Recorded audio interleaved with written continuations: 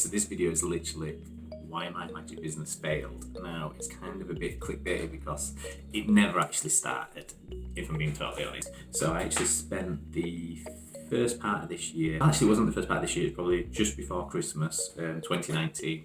I thought that what I'll do is I'll go all in on my magic business, and I'll do it as a weekend business venture so that it doesn't impact my 9 to 5 job, so I can still have a regular income, support the family and stuff like that, and then work on a weekend as a paid professional magician, semi-professional, I don't know, whichever you want to do it, and earn money through magic. Never done this previously. I'd always started to do it, and every time I started, I think I got imposter syndrome a lot. The best way of describing it is literally when you've got a regular job and you're earning like literally, I suppose it depends what type of job you've got. So for me, basic wage would be like £9 something an hour, and then the rest would be bonuses, so your wage is different.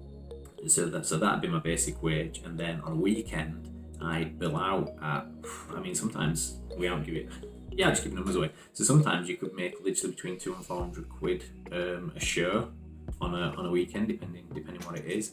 And that's just for one gig. I mean, don't get me wrong, some people charge way more than that now. And you know, if you're worth it, then you know, charge what you think you're worth. For myself, I kind of felt like I was worth that price range, and people were willing to pay it. It's just that then when Monday morning comes, I'm then sitting at a desk or working in a shop and getting paid minimum wage again. So then, I don't know, I think it messes with your head a little bit. You've kind of got what you think you're worth, and you're getting paid it, and then you start working for someone else, and you think, well, I'm worth way more than this, I've proved I can earn it, but then you start thinking, well, should I be getting that much money for something like that? Now, don't get me wrong, you're not working all the time, and a lot of work goes into earn that few hundred quid, you know. It's not, you know, you spend a lot of time practicing and rehearsing and things like that. So yes, I think that's why I never went, I did go all in, then bottled it, it's the easiest way of saying it, bottled it a few times actually. I've been a paid magician for quite a few times, did it once, bottled it, set up a computer shop. So what I've kind of thought is I'd set up the business, set up a magic business, working on weekends, that way I can still do the 9 to 5, get rid of any self-doubt. The idea was to get rid of any excuse that I've ever had for not becoming a full-time magician, and those excuses were pretty much anything from my audio equipment's crap, or I don't have the right audio equipment, it's too heavy to lug about if I'm doing multiple shows, depending on what type of shows I'm doing. I don't have a decent enough vehicle to get me from A to B, or if I was doing a bigger show, because I like to do illusions and stuff like that, and I'd want a vehicle that could then carry, you know, if carrying about sub trunk and head zapper, and I used to carry lights through, lady illusion, go through mirror, and all types of stuff like that, and cube zag as well. And so like once you've got all that type of stuff, it takes up a lot of room to store it, and also you need a vehicle. So you know, I didn't have a van a long time ago, I couldn't drive, so I'm like, oh, I can't do this, can't drive. So that's something my mum and dad who used to take me to all my gigs. It's quite decent of them. So that'd be another excuse, and then it'd be like getting ready on a weekend, so my magic wasn't there ready for me to go because I didn't use it consistently, so I'd put it away and then I'd get it out again, sort it all out, and rather than just having a go bag or a go box I could just take to gigs, and so that were another thing. So I literally invested in a decent sound system. I got a Bose album compact for the type of gigs I would be doing. I wouldn't be doing anything bigger than that, I wouldn't thought, and if I did I could just get another one of those or a better sound system. In a really good digital Shure microphone, I think it's GLX D4 is the bass unit, and then I think it's like an M, I can't remember what the mic is, but it cost me an absolute fortune, so I invested in that. So those two things are brilliant audio, easy to carry about, portable. I invested in a van, so I bought a decent van to cart about, so I spent quite a lot of money on that. So I was like literally got the website, and so I invested in that. Got everything signed up, and I'm like, okay, this is when I start. And then what happened?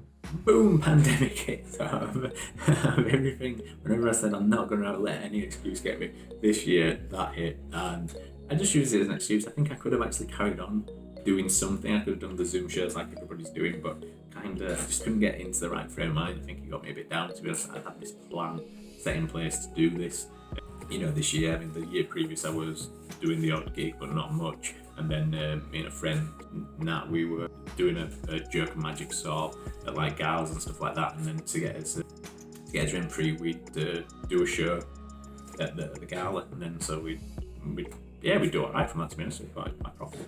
So yeah, so I decided to do all that to then not have an excuse. And yeah, pandemic hit, and boom, no excuse for you. So that's how my business failed before it even started. And the only downside is I invested quite a chunk of change into those things to make the show flow, so obviously I invested in a few other little bits of magic and stuff, because all magicians are like, well, I can't do this unless I've got this, and I can't do this unless I've got this, and I need this trick to be able to do this, and I need this to do this, and the show needs to do this, and I don't want the show to be the same as everyone else's. And then when you sit down and you've planned your show, you're like, it's quite similar to everyone else's. Because there's just certain stuff that works, and as much as you want to put something new in, unless you can really spend the time to think about it, you're going to be doing what most people say: do this, I get this reaction. And then when you do it and you get that reaction, like, Jesus Christ, yeah, this is why everybody's doing this trick. This is why everybody's doing this kind of magic. It's just audience tested. It's proven to work. So I invested, like I say, quite a chunk of change into all that. Not too much of an issue with the van, so I sold the van because that was expensive, just sat there doing nothing. Whereas I've kept the sound system, that's really good for lockdown, for being in the garden, having barbecues and having some really top-notch quality music played in the garden in terms of audio quality. So that's good. Although I haven't tested the audio equipment fully with the microphone to see what the level's like in a hall environment.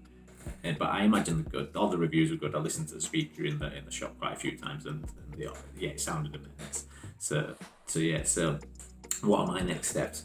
Well, I did start another business, funnily enough, but the business I've started is in IT and security, because I have skills in that. I'm pretty good at installing pretty much anything or setting anything up IT related. So I have that going on at the moment.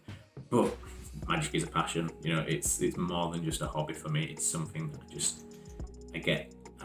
I enjoy. I like to talk about with friends. I enjoy performing. I mean, anybody who's ever performed, the feeling you get from an audience's reaction is just it's next level. It's like it's funny because a lot of people probably don't get this, but I still get it now. And it's you have that moment of just before you're going on stage. If you're doing a stage show, it's a bit different for close-up. I don't get it as much for close-up, but I definitely get it for stage shows. You have this moment of, oh my god, my world's gonna end, just like pure panic and dread, and you just walk on stage and you just go through the motions, and it's brilliant. It's like that roller coaster ride, and then it's fun, and I kind of feel like that's the excellent stuff you get from performing magic on stage. So next steps, well, I kind of figured gonna make the YouTube channel. That's what this is. So it's going to document, because this YouTube channel as well, this was part of the whole plan, was to document everything I do in magic. So the channel's called Something Out of Nothing. We document everything. The same week, so I was talking to this with a few other friends, but obviously with lockdown and stuff, I can't see there being as many collabs.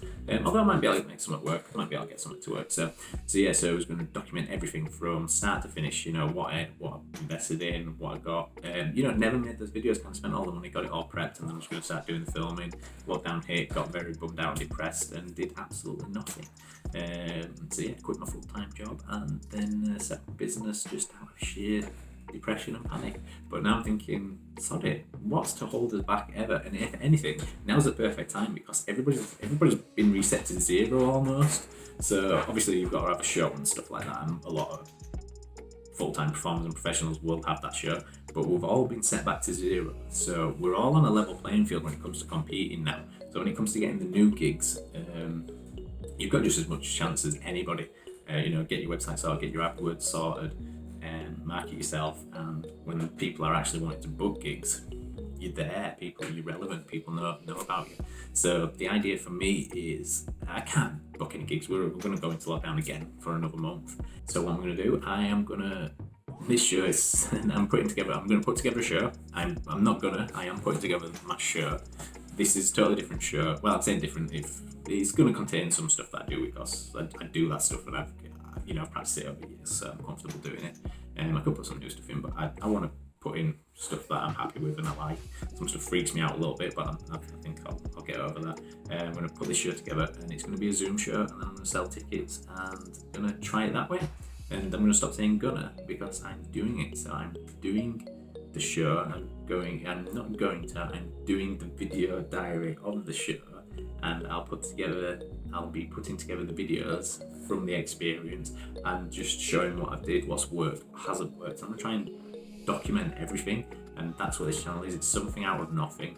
We're going from nothing. I mean, we've all got the investment of whatever magic we've invested in over the years, so technically it's not nothing. We can gain from his experience and what we've learned over the years. Obviously, been in magic a long time, so I've read a lot of books, know quite a lot. Don't know everything though. I kind of feel like there's a few books I've read recently, and I just think that there's so much stuff I've never experienced in magic, didn't really know existed, and I think that's kind of the stuff that separates like the premium magicians from the people who are trying to get there. Is there's just stuff you just haven't read or discovered yet, and I think you've still got to be on a quest of learning to find what you're actually looking for. So yeah, want to keep up to date, subscribe, click the notification, give a thumbs up or thumbs down, like or dislike. It's up to you. If you don't like the content, give it a thumbs down. Write in the comments why you don't like it, or if you do like it, give it a thumbs up. Write in the comments why you like it. Let's open up a conversation street and actually communicate and see where we can go from here.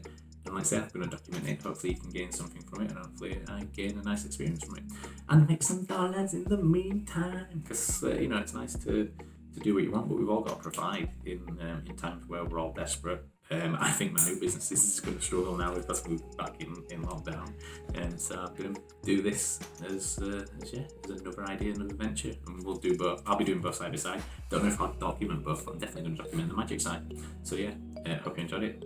My Nintendo States, and this is something out of nothing. Cheers, have a good one.